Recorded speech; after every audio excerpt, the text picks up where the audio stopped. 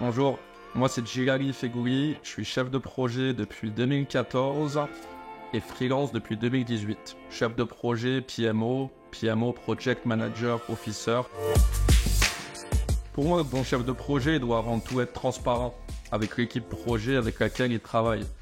Parce que sans transparence, il y aura des non-dits, des alertes qui ne seront pas détectées, les échanges ne seront pas productifs entre le chef de projet et son équipe, et il y a de fortes chances que le projet soit en échec. Soit qu'il prenne du retard, soit que la qualité délivrée ne soit pas au rendez-vous.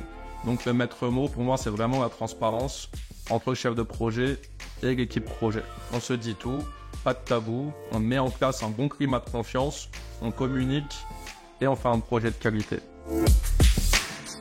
Alors le PMO, je l'ai évoqué au départ, mais je vais un peu plus développer.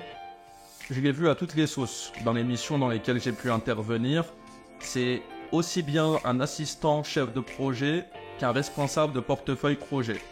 La définition que j'aime donner, en tout cas, pour moi, c'est que la bonne définition, c'est soit une personne, soit une équipe au sein d'une entreprise ou d'un département d'une entreprise qui est là pour s'assurer que la méthodologie projet utilisée par les chefs de projet soit harmonieuse, utilise des bonnes pratiques.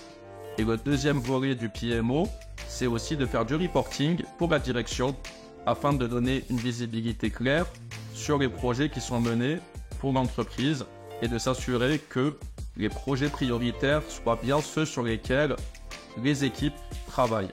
Donc un alignement entre la stratégie de l'entreprise et les projets menés par les chefs de projet. Le manque de transparence, c'est vraiment ce qui m'énerve le plus au travail, c'est-à-dire toute forme d'hypocrisie, de sourire de façade. Moi, vous constatez, je suis quelqu'un qui sourit pas beaucoup de façon naturelle, mais en tout cas, je suis assez transparent, franc, du moins j'aspire à l'être, avec les gens avec qui je travaille. À l'inverse, le manque de transparence, c'est un vrai défaut pour moi dans les entreprises. Si on n'arrive pas à se dire les choses franchement, même si parfois ça ne fait pas forcément plaisir, je pense qu'on est contre-productif. Il y a un climat assez malaisant qui se met en place au sein des équipes et c'est ce qu'il ne faut pas faire. Pour moi, le bon chef de projet, c'est avant tout des qualités relationnelles.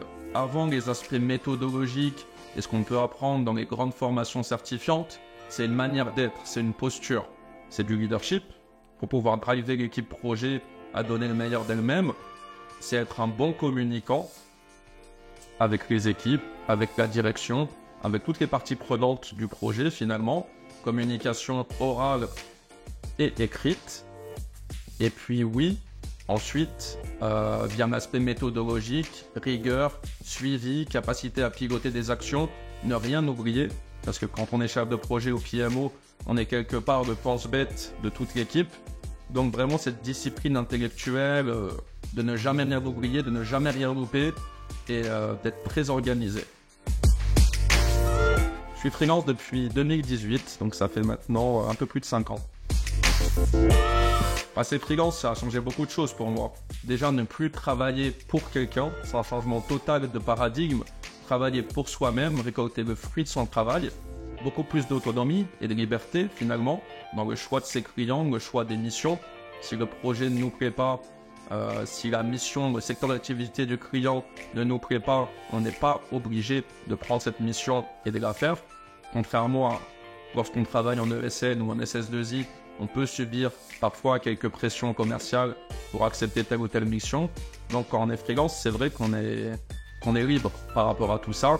Et puis on ne va pas se le cacher, l'aspect financier, on sait qu'un freelance gagne mieux, plus, qu'un chef de projet ou qu'un consultant à même niveau d'expérience, tout en prenant en compte le risque de rester sans mission pendant une certaine période, un certain laps de temps, dans lequel là, évidemment, c'est un manque à gagner pour le consultant freelance. Mais voilà, ça a changé beaucoup de choses et c'était totalement adapté à mes aspirations et à ma personnalité aussi. Si c'était à refaire, je le referais 100 fois. Pour moi, ça m'a permis de m'épanouir, d'avoir plus de liberté, comme je disais, dans le choix de mes missions, et de voir plus grand, comme diraient d'autres, de rêver plus grand. par rapport à ce que je peux développer. Donc il y a mon cœur de métier qui est d'intervenir pour des grands clients sur des missions de gestion de projet, donc piloter des projets, des programmes ou des portefeuilles projets pour des grands groupes.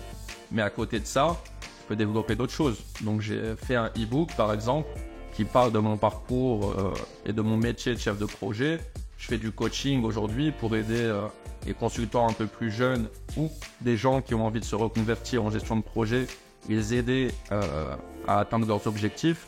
Voilà, toutes ces perspectives-là, en tant que salarié, je n'aurais pas pu les avoir, ou du moins, je n'aurais pas eu l'ouverture d'esprit suffisante pour les envisager. C'est vrai que je suis actif sur LinkedIn, premièrement parce que j'aime partager mon expérience, que ce soit sur la gestion de projet, le freelancing ou le monde du travail au sens large, parfois même sur des sujets plus sociétaux. De par mon parcours aussi, je suis issu de la ZEP et aujourd'hui je suis freelance, je travaille dans des grands groupes. Donc j'aime partager tout ça avec des plus jeunes, mais pas que des plus jeunes, mais toute personne qui pourrait être intéressée et quelque part s'inspirer de mon parcours. Et puis aussi je mets en avant et je promeus mon activité en tant que coach pour passer freelance et coach en gestion de projet, en PMO, plus globalement. Voilà pourquoi je suis très actif sur LinkedIn aujourd'hui. Un coaching avec moi, c'est 1 heure, sans engagement. La première des choses, c'est qu'on communique, on échange. Je veux être sûr que je suis en capacité de vous aider dans l'atteinte de vos objectifs, que ce soit pour passer freelance.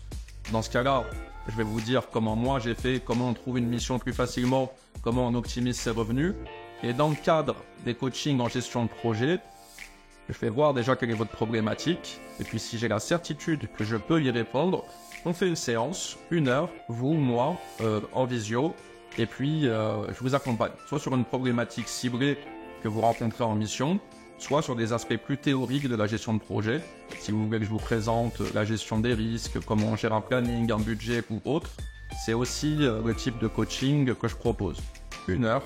Si on voit qu'il y a besoin de plus, on reprend des heures ensuite. Si on voit qu'1 heure a suffi et a répondu à vos besoins, c'est nickel. On s'arrête à 1 heure de coaching. J'aime être transparent et honnête avec les plus jeunes consultants. Je dirais pas, je prendrai mon cas personnel. Après, chacun est comme il est et chacun a sa maturité. Pour moi, je pense qu'il faut une certaine expertise dans son domaine avant de se lancer en freelance.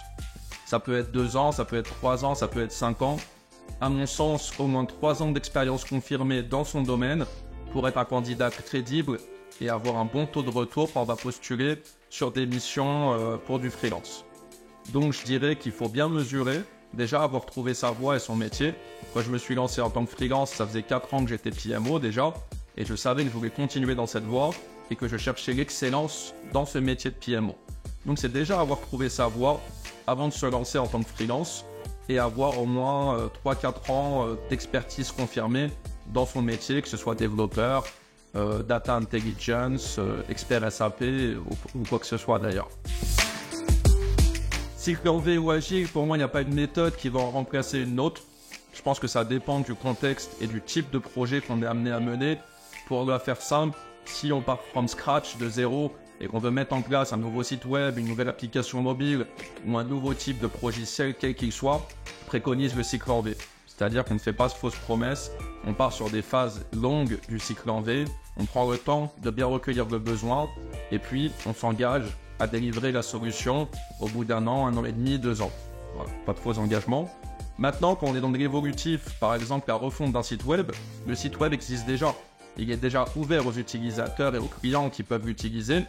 Et si on veut apporter de nouvelles fonctionnalités et en faire quelque chose de mieux, on peut totalement partir sur de l'agile, du Scrum par exemple, et délivrer des nouvelles fonctionnalités sur un rythme mensuel. Là, l'agile est totalement adapté.